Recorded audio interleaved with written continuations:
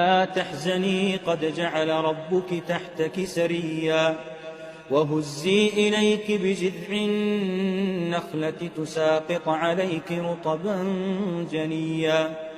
فكلي واشربي وقري عينا فإما ترين من البشر أحدا فقولي إني نذرت للرحمن صوما فلن أكلم اليوم إنسيا فأتت به قومها تحمله قالوا يا مريم لقد جئت شيئا فريا يا أخت هارون ما كان أبوك امرأ سوء وما كانت أمك بغيا فأشارت إليه قالوا كيف نكلم من كان في المهد صبيا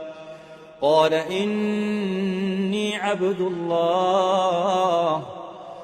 إني عبد الله آتاني الكتاب وجعلني نبيا وجعلني مباركا أينما كنت وأوصاني بالصلاة والزكاة ما دمت حيا وبرا بوالدتي ولم يجعلني جبارا شقيا